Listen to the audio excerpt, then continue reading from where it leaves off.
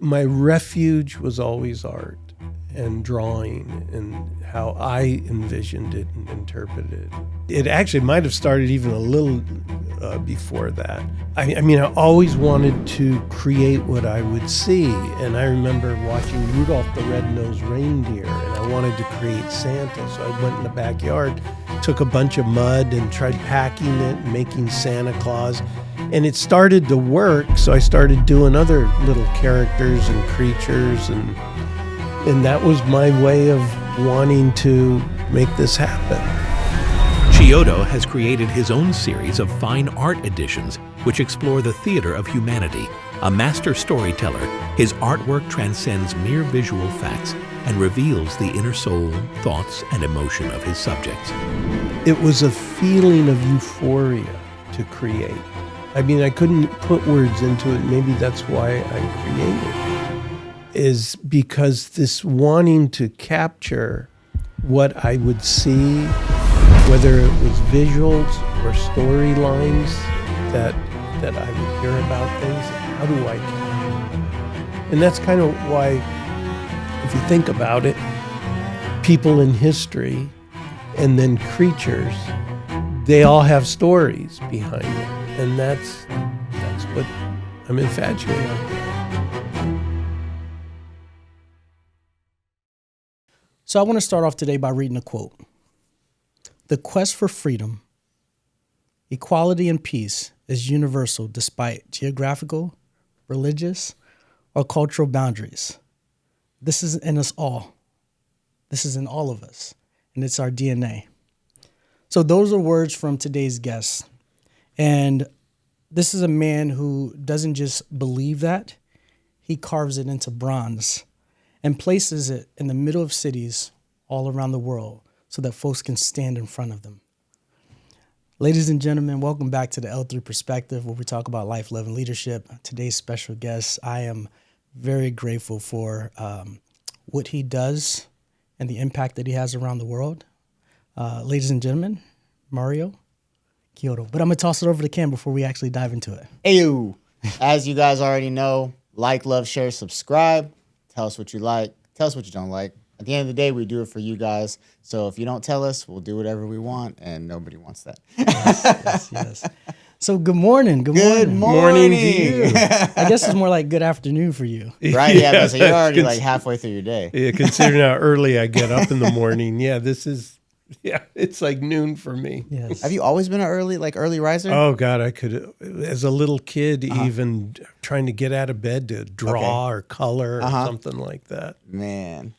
Yeah, I talked. My mom always tells me she doesn't know where I get my early morning gene from because she finds mornings abysmal. And I'm just like, I don't know. I'm always just like, let's get. I don't know. Once the sun shines out, I'm like, let's go do stuff. Yeah, best time of the day, and after your fifth cup of coffee, you're really feeling good. That's right. That's I right. love A it. little delirious, you know. Yeah. I love it. So speaking of even like you mentioned being like just kind of a kid going back. So we're gonna go back to the beginning of the journey. Okay. And so you were born with a rare form of color blindness, right? And so obviously I want to dive into eventually like what you do and your impact around the world. But the question that I have is, how does seeing the world differently shape the way you interpret like the human emotion in your actual work, the work that you actually do? I think it all starts from the beginning of, I had no idea that I had this. Yeah. When did you figure it out? Or like when did someone else, I guess, figure it out? When it technically was figured out, I was in my early 20s when they actually had a test for it. Okay. But up to that point, it was quite the roller coaster ride of things that I couldn't understand why people would get on me for, well, what do you mean you don't know what color that is? Right. No, and you're embarrassed and you don't want to admit that you don't know what the color is. For sure. So it played havoc on one hand, but I think it was also a benefit on another hand. There are a lot of things that happened in my life that made me want to do what I do and create what I create and wanting to bring people together through my art. when you don't know the difference between a color but I obviously am hypersensitive to shade and highlights. Yeah. One of the early questions I had is, why are people prejudiced? I'd go to my mom and dad. Oh, yeah. Yeah, what's the difference here? I don't get it. So that was like the earliest thing. So you remove, quote, color, Yeah. Right. You hear all these ridiculous, in my mind, statements that people were calling other races by color and Yeah. things. And I'm going, I don't get it. Yeah, I don't understand. They're all the same. You know, and then I grew up in a neighborhood. It was an amazing neighborhood in Oakland, California, that read like the United Nations. It was equally groups of families that you were, Italian American, African American, Chinese American, Hispanic American, Jewish, every almost The melting pot. ethnicity that you could was there. And we all shared everything. The kids were all approximately in those same age groups. And we all looked out for each other. And the big thing, which my mom was the leader in, was food and feeding the neighborhood kids and all of that. And it brought us all together. But to your point about, which is called tryptanophia, I didn't know it was a problem. And then in elementary school, I was around third grade, the teacher would put up the sign of a color and, okay, class, now spell this color. And I didn't know what color it is, and I would fake it. And I was wrong, obviously. I think there was one where I put orange for brown, and I had no idea. Right. And then they thought there was something mentally wrong with me, and they tried to put me in a need help class, which lasted for a short time. And my mom screamed at them enough times in her Italian accent, "Get him out of there!" Shout out to moms. Yeah. So, but my refuge was always art and drawing and how I envisioned it and interpreted it, and having this infatuation for two subjects, either creatures or people in history. Right.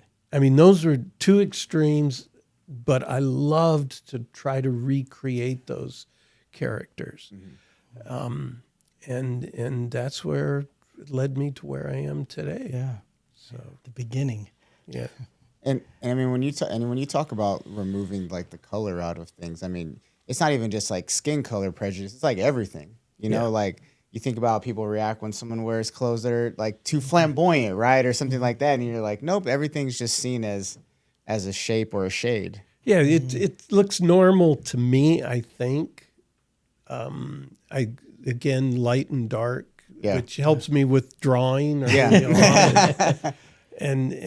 but I do have vivid memories where I started to get into oil painting in elementary school, and I was doing these. They were really nice oil paintings, but people would say, "Why does that guy have green skin?" Because I didn't know. I've mixed yellow and white, and blue, and all I cared about was the shade. The shade looked good, not, and I guess it was the wrong color. Yeah, that's so interesting. So one of the things we found was that at the age of 5, you tried doing mud sculpturing outside. Yes. Yeah. So what was that like? How did that? It actually might have started even a little before that. I mean, I always wanted to create what I would see. And I remember watching Rudolph the Red-Nosed Reindeer, and I wanted to create Santa. So I went in the backyard, took a bunch of mud and tried packing it and making Santa Claus. And it started to work, so I started doing other little characters and creatures. And that was my way of wanting to to make this happen. Yeah. So if you can go back to that time frame, right? Like being that young, like do you remember what you felt when you were doing like playing in the mud and obviously getting the inspiration behind the TV shows? I mean it was a feeling of euphoria to create. I mean, I couldn't put words into it. Maybe that's why I created, is because this wanting to capture what I would see, whether it was visuals or storylines that I would hear about things, and how do I capture that? And that's kind of why, if you think about it, people in history and then creatures, they all have stories behind them. And that's what I'm infatuated with. That's a beautiful thing. Like when you actually, like that's when you know the thing is right, the thing to do. Like when you have that feeling, but you can't, there's no words to actually describe either why you feel that way. And that is, that's exciting. And in part, it sounds like became part of your foundation so that you can build off to, be the true artist that you are today. So. And it helped that I had parents who never pushed it on me, but made it available to me. And they reacted according to how I was doing it and how much energy I put in it. The more energy I put into it, the more they would try to help me get materials and things like that as time went on, which was really helpful. And then they would take me to the art museums and whatnot. Yeah. And of course, I loved hanging there all day. When you were walking through those museums, were you one to kind of like, because you're into sculpting, right? Were you one to like feel the faces or feel the... God, yeah. I mean, I used to get as close as I could. No, I just was in awe of it. And I have to admit, the two things that attracted me the most were drawing and sculpture, because I could see those very clearly. Yeah. And I could respond to that very, very fast. Yeah. So. Yeah, because other than like paint, you mean like paintings? Yeah. I mean, don't get me wrong. Obviously, I still love painting, paintings. but it had its challenges with the color. Yeah. Yeah, for sure. So your parents fight for you to obviously get back into the normal class. What is how does that look going all the way through high school and then like furthering your education and what you're doing? Well, I mean, I always had a space in the house where I did my artwork. Mm-hmm. And then I moved everything up to the attic. Okay. And had my art studio in the attic. And if anything, it just got stronger and stronger. And the more I would do, the more I'd learn and have new materials. And as right around 5th, 6th grade, I started to figure out how to actually make rubber masks, which was a process. Yeah. Yeah. And, mowing lawns to save up money so I could buy the materials. The good days. Yes. Yeah. So, and I vividly remember those times and trying to execute. I remember Frankenstein's head and then making a mold of it and then coating it in rubber, and that would lead from one thing to another. And then I, got so infatuated with the man of 1,000 faces. So I'd create all the makeup monsters on myself besides doing masks. Yeah. And of course, during this time, drawing and painting at the same time. It's whatever I could get my hands on. And I would stay up all night on the weekends during school, when it was school time. And then in the summer, I would just nonstop every day try to produce things. When did you make your first Halloween costume? Yeah, that was... Right at about, actually, the first memorable one. Yeah. There were a couple. It was 7th grade. Okay. And I did Frankenstein, and I did Planet of the Apes. Those Okay. were Okay. the two that got me. Yeah. Yeah, for sure. Was it like when you showed people that, were they just like, holy cow? Well, I can go back even earlier than that. I take it back. Okay. Because in 5th grade, I did an 8mm movie. A teacher let me do it. Oh, wow. Where I directed and starred in a version of Bride of the Frankenstein. Oh, wow. Okay. And I made this headpiece like Frankenstein, and it was really fun and crazy, and I wish I had a copy of that movie. That was actually the very first time it was a formal costume. Okay. Yeah. That's funny. That's cool. What during that time did you have a certain piece that you've made? So in this part of the story, did you have a piece that really stood out to you that people not only did you love it, but people gravitated towards it? I would say right around 7th grade, that was the very first time I actually worked in formal, real ceramic clay. Okay. And that's when I was part of an experimental school, visual learning school called the Renaissance School. And it was all art-based and visual learning.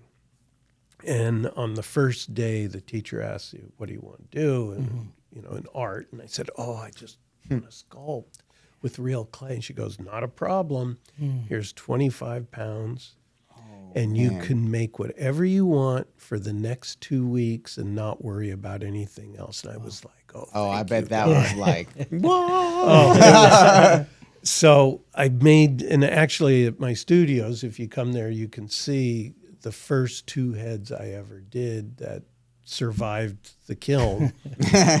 And one's a bearded man and one's a bald guy with a mustache. But I was just like in absolute heaven. And then and after that, it was like one thing after the other. And all of my learning then was based on visual learning. So the teacher, being shrewd and smart, said, okay, you want to learn about the artists who did famous artwork? Oh, yeah. Did you know that they were into geometry? Oh, teach me more. Right. So I'm in 7th grade, and they kept testing the waters. yeah. And so they started me with high school geometry in 7th grade. And they kept pushing the envelope. And at the end of 7th grade, I was doing trigonometry. Holy But cow. you have to understand, elementary school, they actually, like I said earlier, they put me in a need help class. Yeah. So I went from the bottom to over the top. Right. And it was totally because of how they presented learning, Yeah. which is an important thing, and why I have intern programs to this day that relate to that. You bring up a really good point as far as how learning is presented to kids nowadays, right? Yeah. So I have 5 children that are school age. Glenn has 3. His son's, off to get his master's program, and that's something that, my middle daughter, she was having like problems in school, and you never want to say it's like the way that she's being taught, but like this year she's killing it. And she has a teacher that like understands her and is like patient with her, and like she told me last night, she said, hey Dad, I turned in my essay the other day and like I got an A. And I was like, man, that like, I know you don't know how big a deal that is, but like me and your mom were on these calls where they were just like, oh, Zoe's here. And I knew it just had to be given to you the right way, because that's how I work. You have to give it to me the right way. I was told too, like maybe Cam has to be, like slow down or this or that, or like I was told I would be nothing when I got older. Like I barely graduated high school. When I joined the Air Force, they're like, you're gonna get kicked out the Air Force, and I'm like, here I am, but it was the way that things were presented to me. I think that I on one hand, I understand how they try to put things in a system and make it Organized. the same for everyone. But as human beings, we are different. Correct. And I mean, emotionally and mentally, we are different. And not everybody responds the same way. I mean, some people are really good about black and white, to the letter reading, but some people are visual learners. I'm being one of those visual learners to this day. I can remember every line on your face and curve on your face pretty easily. That's crazy. Remembering names, that's a whole other thing. Yeah. It's funny the way the mind works. Bro, I'm telling you. Yeah. So speaking of, so amongst our children, as we're talking, one of the things that Cam and I tried to instill in them as far as like lessons around love and passion, but it's around entrepreneurship, right? And so not just entrepreneurship itself, but just kind of like the fundamental principles right now and their ages, respective ages. So going back to young adult years, so you went to Chicago, right? Yes. And there's a story behind you bringing money or finding the money to get there. Can you talk to us a little bit about that? Yeah, Chicago was the very first Halloween convention. Mm-hmm. So I had to figure out, what am I going to do with all this monsters and creatures, because I'm not making any money, and I didn't have any business background or anything like that at that time. And so I begged and borrowed money to go to the first annual Chicago show. I had no idea what it was going to be like. I think looking back between airfare, hotels, and the booth, I think the total was like $1,800. It seemed like a huge amount of money back then. Yeah, it was a lot. So I get there. I didn't even know I had to order a table to hold my stuff. And a woman across the row setting up felt sorry for me and said, "Here's an extra table." Man. I set up all my stuff, and I'm just like going, how am I going to pay for all this? And it was kind of funny because I tried to, do everything economically, right. And I stayed in this motel with orange shag carpet on the ceiling and had no idea what kind of motel it really was. And on the first day, I was trying to get to my booth, and I couldn't quite get to it. There were so many people, and I thought, oh God, this is going to be embarrassing. I can't even get to my booth. And I finally get to it, and it was lines waiting to place orders for my creatures. And I could not believe it. And I was so euphoric and so excited. And I had a yellow pad of paper as my order form. And I'm looking around for it, and it falls on the ground, and I go to pick it up, and my pants split all the way, my only pair of pants. Oh, gosh. And so I had to tie my little tiny jacket in the snow around my waist to cover the rip in my pants. Mm. But it was such an amazing time. Sears Roebuck at the time was the big Halloween purchaser, and their buyers were there and placed this huge order with me, along with a multitude of other people. And I would meet all these other businessmen in the Halloween industry.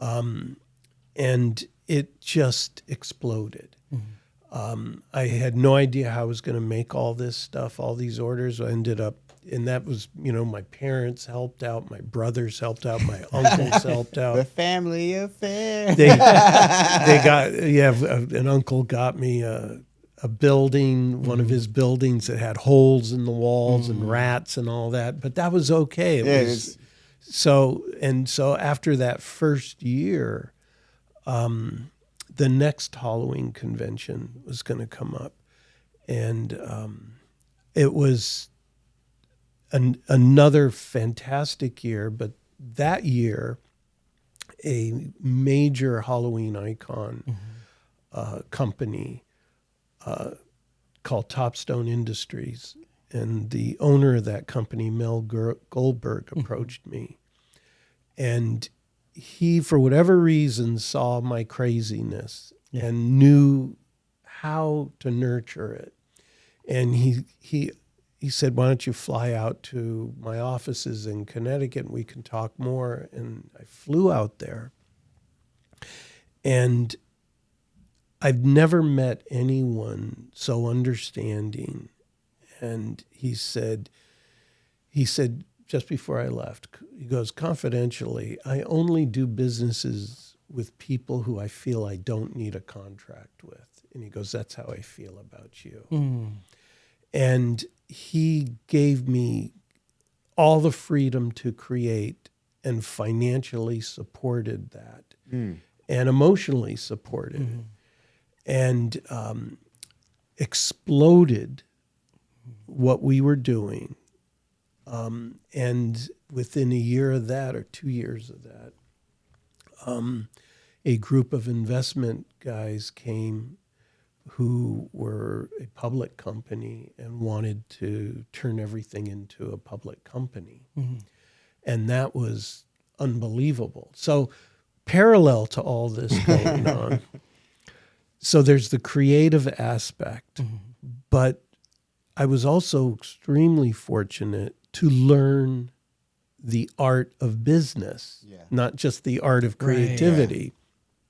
And between Mel Goldberg and then the new organization, we did all these seminars and, think tanks and, how do you get to take this to expand it properly and actually make a profit and so forth and be able to give to the consumer something they never thought they could have. So I bring that up because that is a really important component to artists that they need to do, as important as their art. And if they don't do that, it basically are going to lose a lot of possibilities. Right. And that's why they end up then taking side jobs doing other things. Yeah. And understanding what is it that people really want and that's creative and artistic. I mean, it's a really important question because, you get excited when you see something creative or you so-called see something creative that's not exciting you. And why do you want to invest time, energy, and money into that? You don't. Yeah. So those are important things you have to keep in your mind as an artist. Right. That why would someone want this? Yeah. So how do you bridge the two, right? For the younger folks in the artistry world, right? So the art of creativity and the art of business, how do you bridge that gap? Or what tip or advice would you give to the next generation of sculptors and artists? Well, because that's a good question too. Because right now, not even sculptors or artists, but right now we're in this age where like content creation in itself is like an art, right? And a lot of the content creators struggle with that. What you just talked about, it's like, oh, I just want to create. It's like most people aren't going to get the opportunity to just create. You have to somewhat marry the business opportunity of why does anybody care about what you created, and so I think. Well, that is the important question. Yeah. Why does anyone care?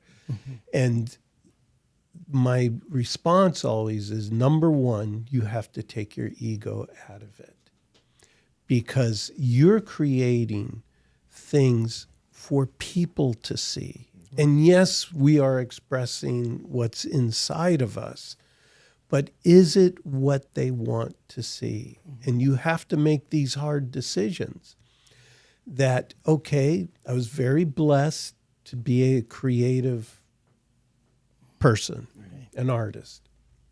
So now what am I going to do with it? Why should someone look at my stuff? And what I teach my interns on this is when you copy a piece of artwork, which is important that you do repetition of copying, but that is not art. Art is something that comes from here and here, and then it is released through your hands to create it. that is not a copy. It is something that is manifested from your heart. And a lot of young people have a hard time with that. And because I always come back to the question, why would someone want to just see a copy of something? No one really cares. But if it's something they've never seen but speaks to their heart, that's when you've nailed it. And there's going to be a huge amount of rejection in the journey. Yeah. And what I have learned, and this is the other thing, if people reject what you are working on, if there's a opposition, that means you're on to something. And you got to go to the next level. And you got to keep raising the bar. If you get comfortable where you're at and think you've arrived, you're not going to get very far. For sure. You won't. And you're not going to have a legacy. You're not going to express. People are not going to care. But really think and ask the question without your ego. Does someone want to see this? Will they feel it? And if you can answer that and come up with something, then you're on to something. I had total rejection when I proposed the idea of the Remember Them monument. A monument that shows all humanity about our similarities, not our differences. And you could do monuments on differences if you want. Not that I like that, but I wanted to do something that shows what connects us as human beings and our imperfections, that people who did perfect things, but were not perfect people, that we need a tribute to that. I had absolute rejection. I hand wrote over 400 letters, but it tells you how old I am, and sent them around the country with the idea and images. And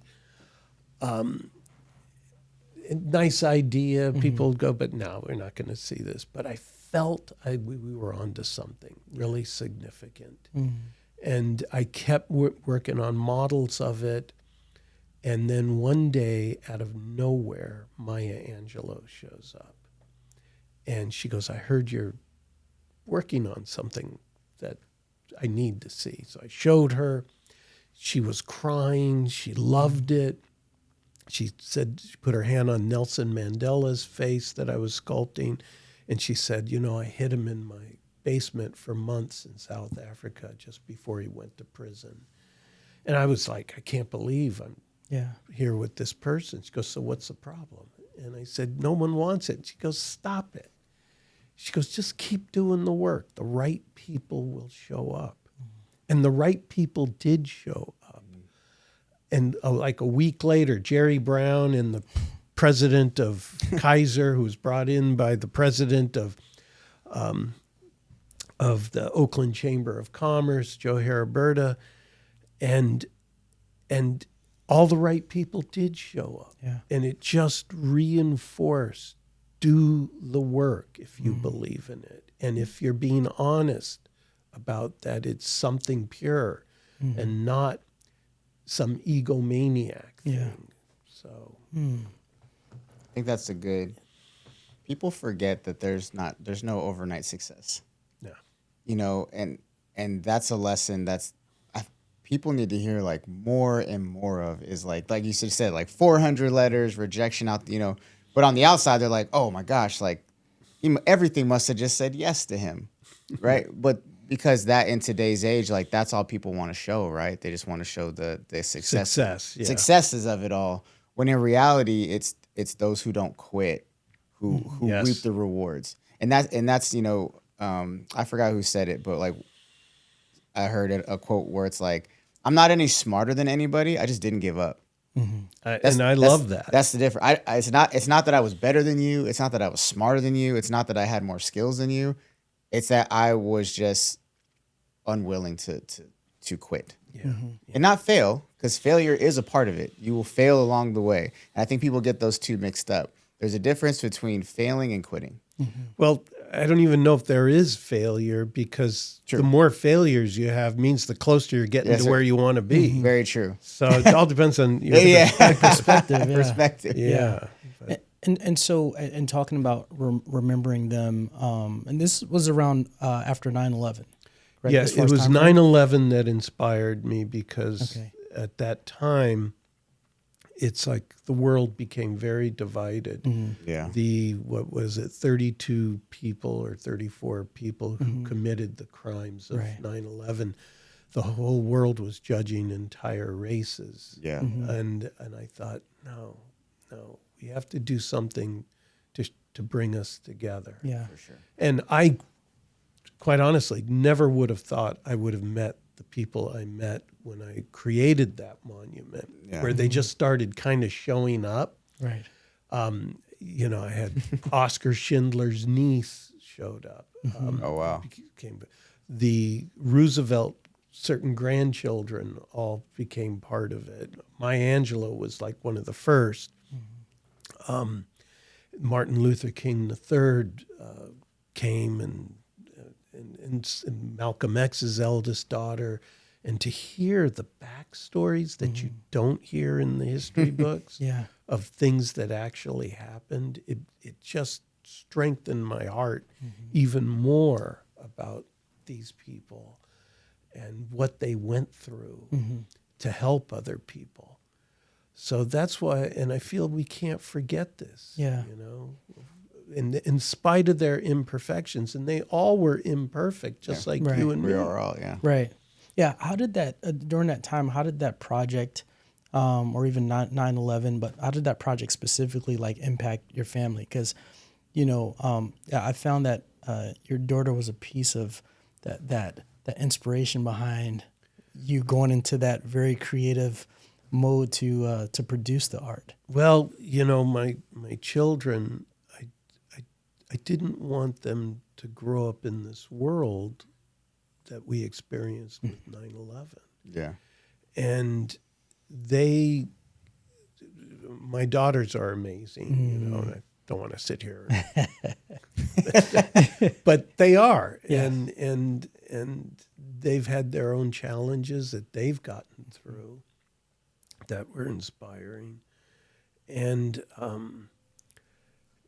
I want the world to be a better place through the method of us knowing each other better, knowing our other cultures, and understanding the similarities. And there are differences, obviously, but I always say this also.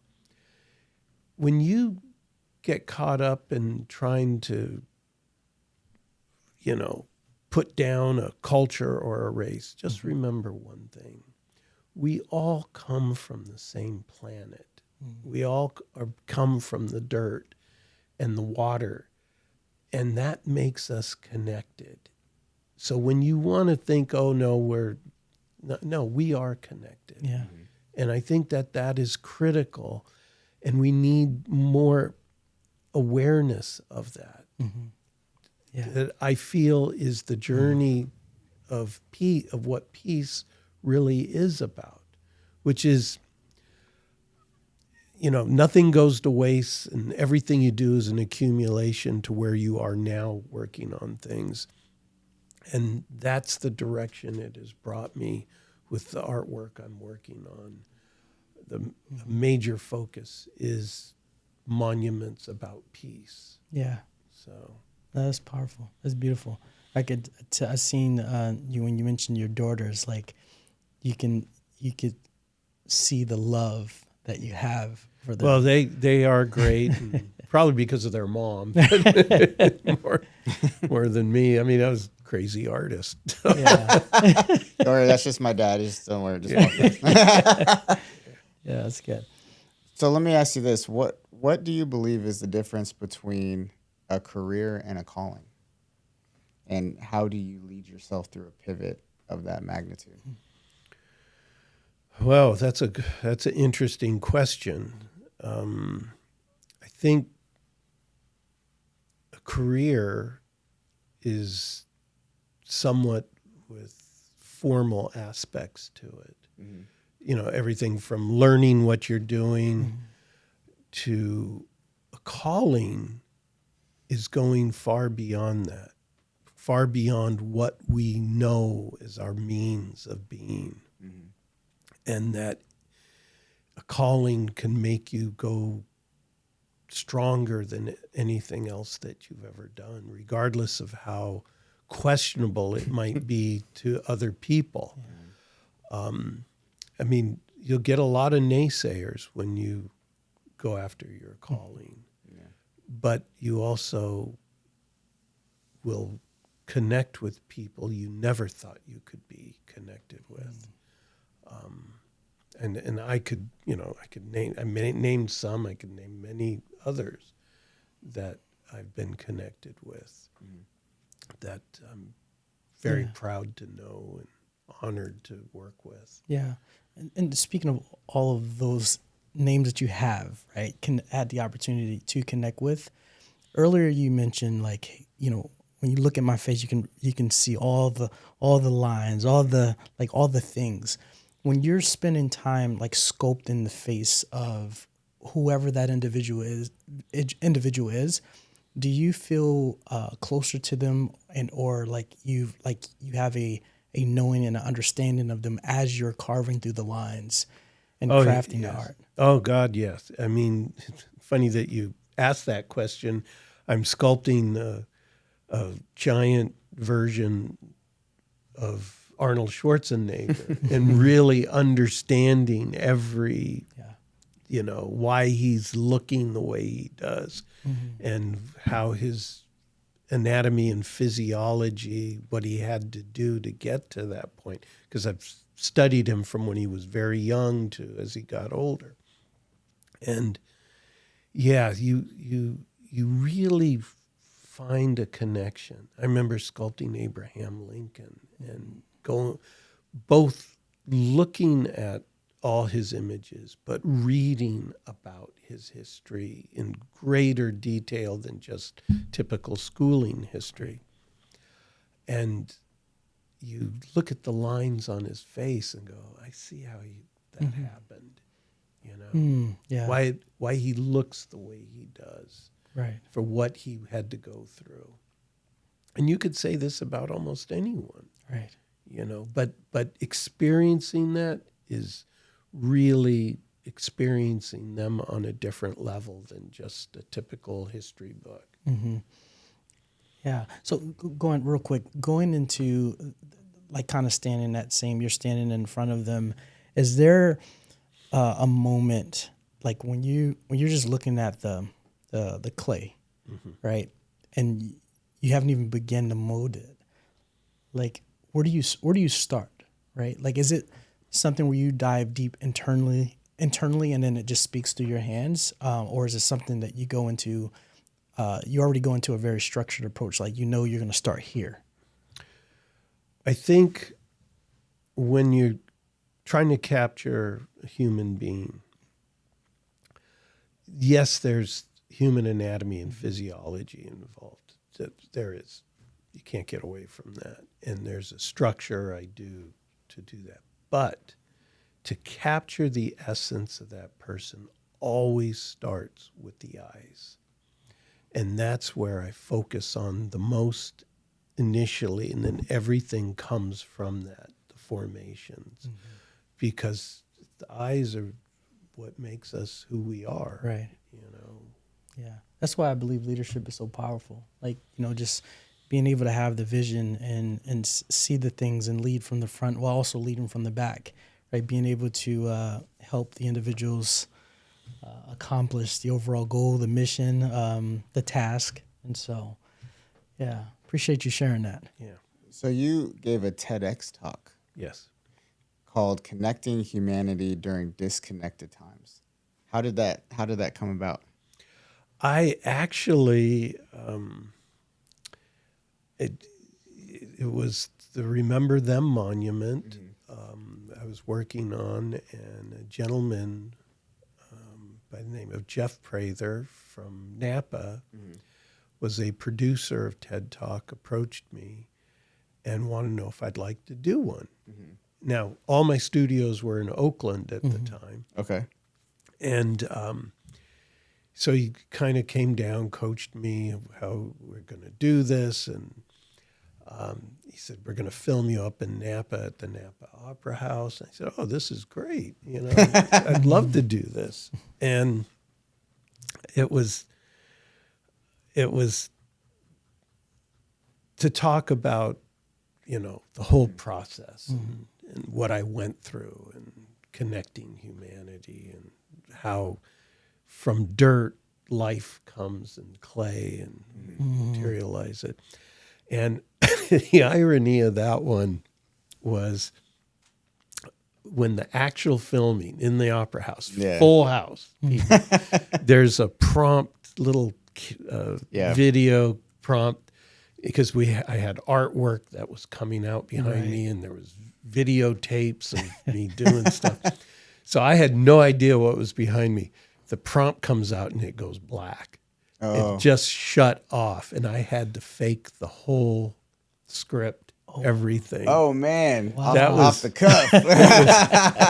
It was one of those It's the moments. Rip Head scenario all over again. But I was like, you know what? Maybe that's a good thing. Yeah. Because then you can honestly speak from the heart. Yeah. But yeah, that was a great experience, and that's what got me connected to Napa, believe it or not. Okay. Because I was in Oakland and I was looking for a new space. And Jeff said, no, why don't you come up to Napa? And I said, oh, why do I want to do that for? And I came up here and it was like, God, this would be great. This is totally different. And it has been great. That's awesome. Have you been in the same space since you moved to Napa initially? Yes. Same space, but we have multiple spaces now. And we are looking for probably expanding to another space. Yeah. Additional space. Okay. I've heard that like the training to do a TED Talk is like crazy.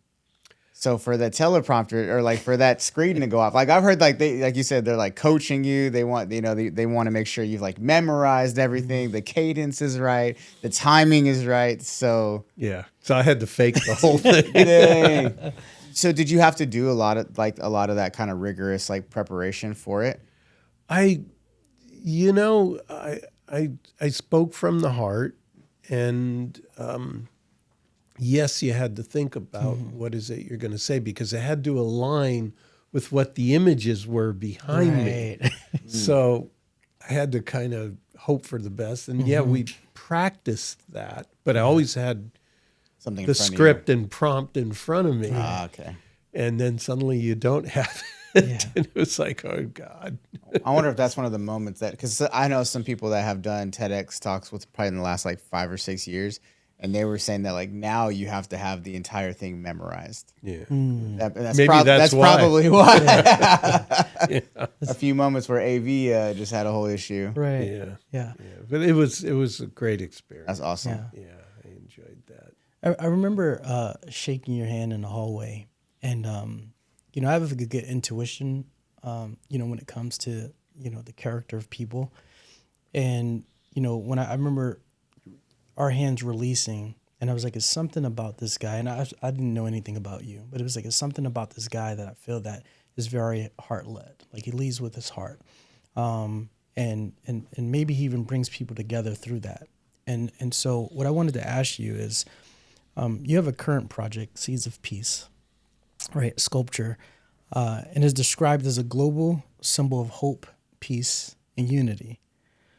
And so, like in our world that's so full of division, and kind of to what you were saying earlier, like in a world full of division, like what does it take to still believe, like in the goodness of people? I think I can go by my life.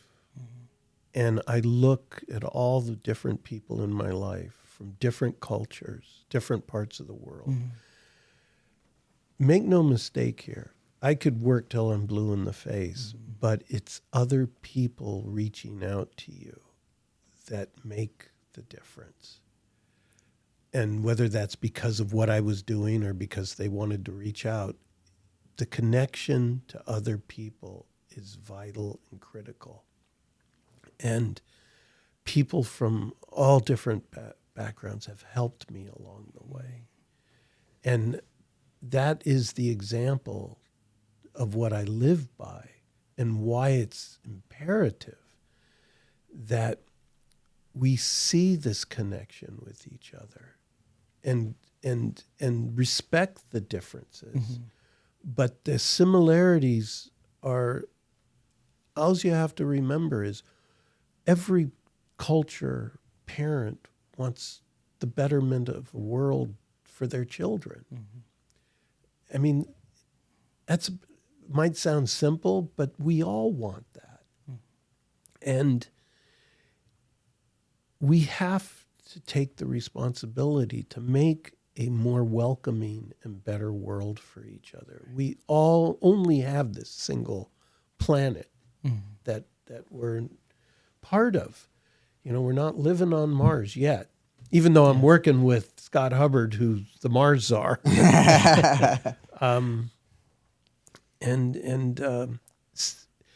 And enjoy our differences and respect our similarities. And I think that's very critical because that's where I was brought up, as I said. Those early years in Oakland, it was not about our differences. It was like, oh God, I get to eat over so-and-so's house, their kind of food. I love this. And they'd come over our house and we'd share. We need more of that. And I'm seeing less of that. So I think we have to encourage that with our friends and family. Do you think part of the reason we see less of that is because people are less inclined to have honest conversations nowadays?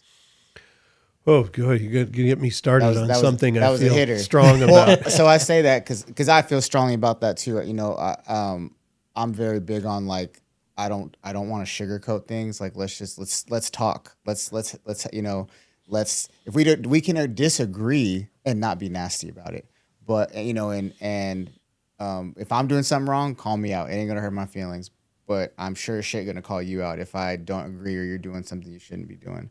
And I think, in my opinion, today in society, there's so much reluctance for like confrontation that people are not sticking to the values that they believe in strictly because they don't want to hurt somebody's feelings or cause the environment to be uncomfortable in that moment. Yeah, I agree with what you're saying, but I think there's also other factors. For sure.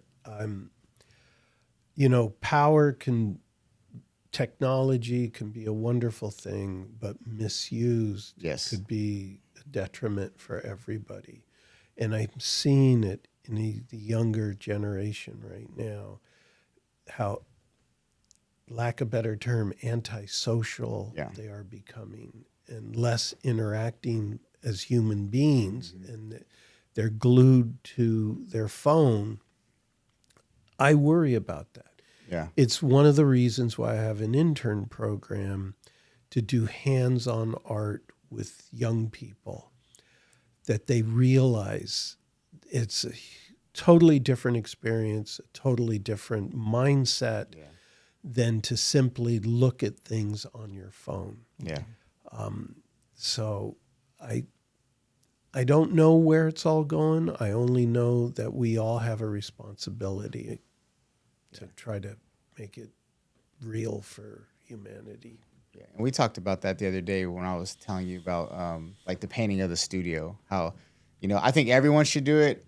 I personally also believe like men specifically, like you got to do stuff with your hands. Like you got to get outside, like, because that's part of being a man, in my opinion. And so like, there's less and less of those things to do because things have gotten like, quote, easier, right? You know, but that's a piece of it is like, you know, painting the office, just listening to music, you can get lost in it, you know, like, and although to some people like that seems like a chore, it's like, no, like, you know, Glenn and I were saying when we painted here is like, I left him alone because I was like, I could see how peaceful he was in that moment. Yeah.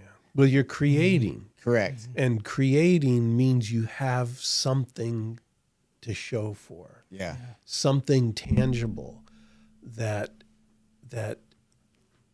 gives you purpose and it doesn't go away. Yeah. You know, whereas if it's, like, I hate to bring it up again, but if you're constantly on your phone, Yeah.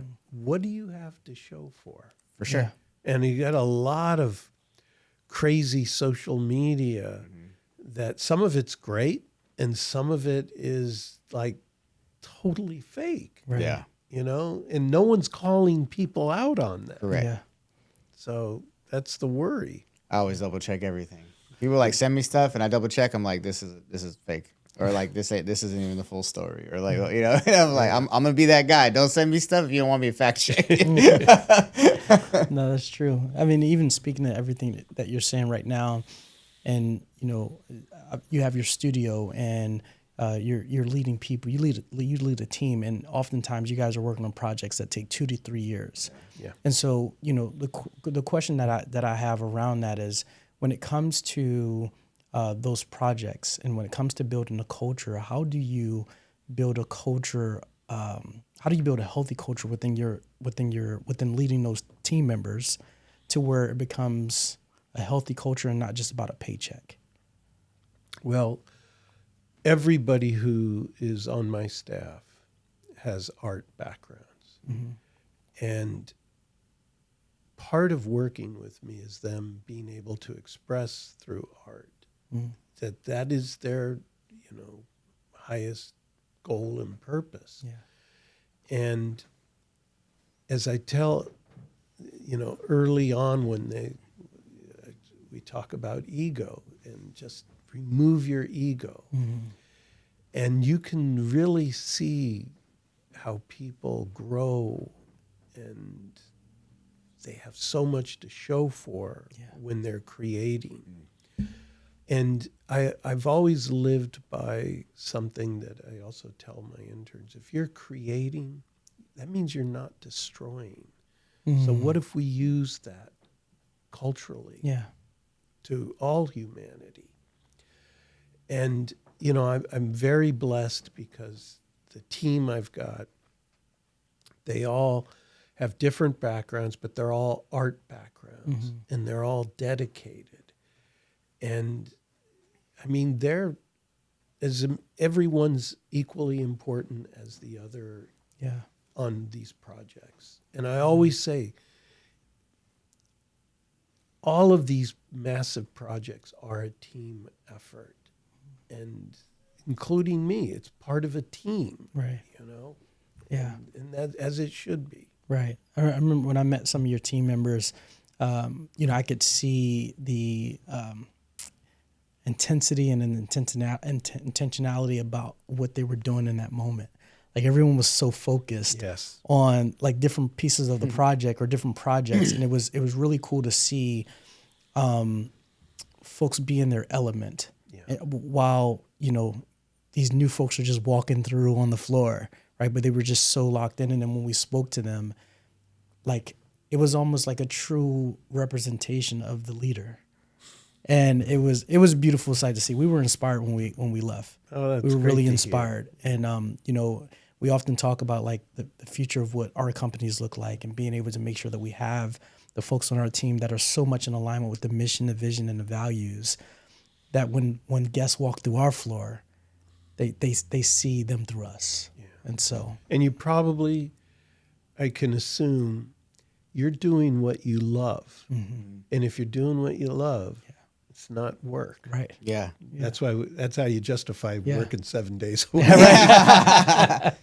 For sure. That No, I is mean, true. we just did, you know, this past weekend we did the Antioch Wine Festival, and, you know, we were there from 9 a.m. till midnight, because, you know, the fest, it was from 11 to 5 or 11 to 8, and then there was like after party stuff that we were shooting. And so we had a team, everybody had their hours, but literally everybody stayed until midnight, even though some of them could have gone home 4 or 5 hours prior.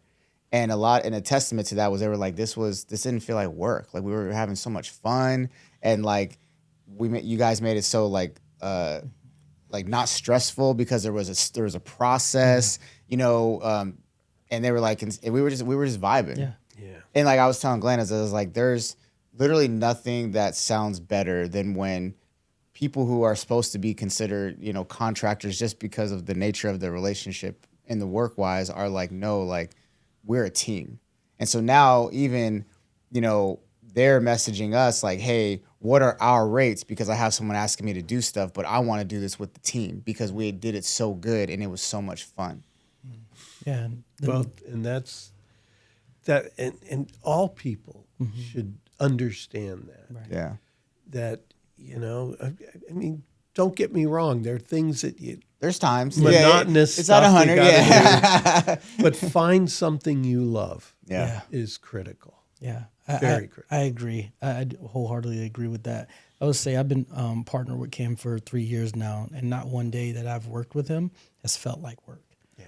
Right. Then you know you're in the right place. Yeah. And I, more recently in this season of my life, like I've been going back to that, like you know, because there's so many projects we have our hands involved in, just being reminded of that. Like, why are we doing this? And it's a trickle down effect that people notice that. Yeah. And you expand that idea. Just like when the opposite happens, it makes life miserable. But when everybody's happy, but understand that happiness is because you are totally dedicated at what you are doing. It's not like I think I'll do it today, but not tomorrow. Kim, I might be there. Yeah. I'll think about it. Yeah. So with your mentorship program, I'd like to talk a little bit about that, you know, because I know I want to bring my daughter to it because, and like I told you, she was outside making like a mud ball, shined it. It was, you know, I found it. It's funny. It fell behind our freezer and I cleaned up their garage and I found it the other day because, you know, because like children do, they also just like put stuff down. You know, my youngest daughter right now, she's making the little paper stars. Have you seen that before? Yes. Okay, so I had never. No, there's an art to that. There's an art to it. So right now she's at like 200 of them. Oh, wow. Like she's like running through them. She's creating like a whole jar, and I guess the premise behind it is you gift a jar to somebody, and it's supposed to be 1,000 wishes or something like that of stars, That's of like powerful. shooting stars. That's powerful. And so, you know, I'm really enjoying like and the girls crochet, you know, and so now I got to figure out what now the thing about it, Mateo and Arrow. I'm like, what are y'all? And so, but like, how do you inspire this younger generation? Because I think a lot of times we also hear that like now in today's age, it's pointed out more and more how we all come from different generations and things were different, right? And so, you know, with a lot of kids, I think they go in with the leaded lens of they don't understand me. I think it's really important that, like what my parents did for me, they accommodated. They saw I had a love for art. So they, like I said, they took me to museums. They've ultimately made available materials. They didn't push it. Yeah. They made available, Yeah. which is a big difference. I agree. And they were very smart about, they wouldn't respond unless I asked a specific question. You know, like, Dad, how do you do this head, or how do you do these eyes? And then he would help and see what he could do. But I always did the work. Yeah. And so I think that's an important part of the process, is accommodating. When you push and make it hard for them, they'll lose their desire. Yeah. In the art world. Art world is a funny thing. It's you either connect or nothing at all. Yeah. And connecting all comes from inside of ourselves. Yeah. No, that's a good point. Like, and that's another thing. Like nowadays, you know, I take that lesson into kind of everything with my kids, right? Like they'll like ask about something, and I'll be like, okay. I have a rule. If you ask me 3 times about it, I'll take it seriously. Because I have 5 kids. Yeah. If all you guys, if I, you know, in the house at least, our son's in college, but like, if I jump on everything you say you want to do, one, will be broke. Two, this business would go down because I would have zero time. Yeah. And so one of my rules is like when you do the work, I will then now accommodate to help push that a little bit. Like like my daughters like crocheting. Well, they go to an after school program. Well, they came home a couple times with crocheting stuff. Okay, you're doing it like outside the house without me telling, all that. Can you buy me some yarn? Of course, I'll buy you some yarn. Hey, can you buy me some new needles? I got you. Like, hey, can you, my younger daughter loves to draw and color and do all that. So, we keep a house stocked of markers, pen, different types of pencils. That's excellent. Sketchbooks, all that stuff.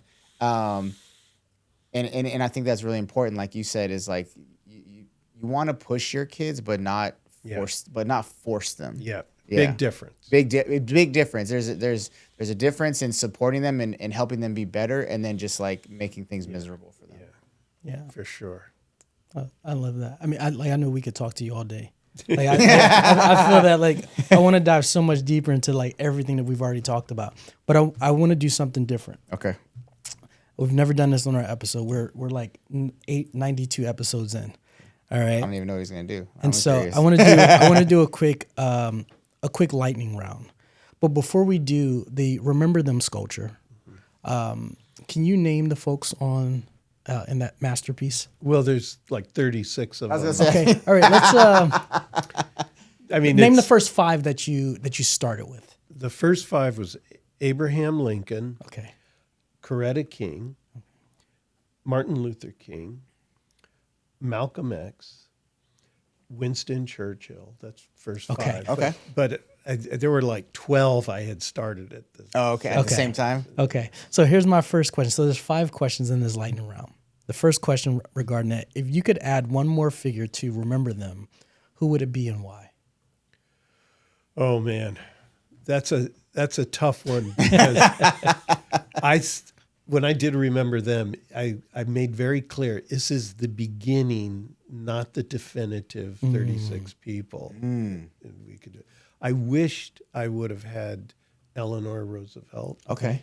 I wished I would have had the Dalai Lama on the monument. I would later on do a Dalai Lama monument. Right. Which we saw. Those are 2 people who I wished I would have had the first time around. I love it. Especially after getting to know the Roosevelt family and hearing what I heard. Okay. Gotcha. Question number 2. What is the most emotional moment you've experienced standing in front of your own work? Oh, yeah. That's Probably the most emotional moment was, it was 6:00 in the morning, and it was the day we were going to unveil the Remember Them monument. And a homeless gentleman was standing in front of it. It's before we put the tarp on. Okay. And he didn't know who I was. And he was looking at them, and he turned to me and he said, as I look at these people, they give me the reason why I need to do better in my life. That was a huge moment for me. Gotcha. What's one thing about the creative process that most people completely misunderstand? How much work it is. I think a lot of people have this idea that we do this for fun. And it's kind of like, oh yeah, wow. It's not. It's a quest. It's a mission. And it's discipline. And it's fortitude. It's all of those things to bring it to this level. Love that. And you never feel like you get there, by the way.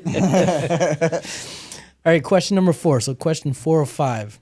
Who is the one leader, living or dead, you would most want to sculpt next?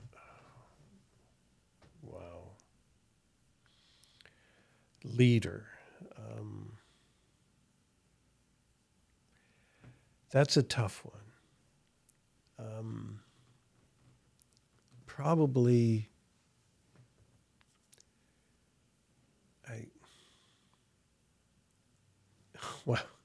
the Pope, the current Pope. Yeah. Powerful.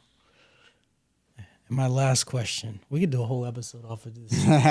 Just these 5 questions. Like I want to dive so much deeper, but I'm going to stick to it. The last question is, and we talked a little bit about it earlier. What does peace actually look like to you? Peace to me is when we care about each other and not have to know the person. That's peace. I love that. I absolutely love that. I was in doing research on like what questions do I want to ask around the lightning round. This is also what popped up with some of my notes and combining it and doing some research. Mario is a man who has literally shaped the faces of humanity's greatest heroes, and in doing so, revealed something profound about his own. His journey from a colorblind kid sculpting mud to creating monuments that speak to millions and millions and millions is a masterclass in life, in love, and in leadership. And, I don't know that we could have asked for a better mirror, right? Like when we talk about, the L3 perspective and we have conversations around life, love, and leadership, you embody them all. And, it's such an honor to be, to have been connected to you. And I look forward to, my kids and my family experiencing some of the art that you've created. But then also, it's like what Cam was saying, as far as introducing our kids to your internship program. Like there's so much, you had mentioned earlier that art starts here, goes here, and then is here. And I think so many people in the world, when we talk about like life is about art, and we miss that mark. And I just want to say thank you for reminding us about where art comes from so that we can go to that next level as we become the next best versions of ourselves. Well, thank you for saying that, but I have to say, it is so important what you guys are doing because you are the ones who spread the word about people and ideas that it has to get out there. And it can't get out there unless you have guys like you. So thank you for what you do. Thank you. Thank you. Well, with that being said, yes. Where can people find you, and how can they, take it, for parents that might want to have their kids take advantage of your internship program, how can people not only support you but get to experience you? Well, I think they could just call in at the studio in Napa on Chiodo Art Development. And it's always leave a message, what your thoughts or ideas are. Mm-hmm. And you can contact me that way or through social media on Instagram or LinkedIn or Facebook. I am on all of those. But yeah, and we are happy to respond and reach back. And I have to say, for such a person who has so many things going on, you are very responsive. So yeah, for all you guys that say I'm busy, bro, I don't want to hear it. Because Mario will text you or email you back within usually 15 minutes. Barring, I'm sure that his hands are covered in clay. Yeah. No, that's awesome. Well, Mario, thank you for your presence. For doing this. Absolutely. This ain't the end. Yeah, right. yeah. Not at all. Yeah. But yes, that's things. I was just about to say, ladies and gentlemen, Mario Chiodo. Make sure you connect with him and look him up. And we will see you guys later. But don't forget to like, love, share, and subscribe. Peace. Fantastic.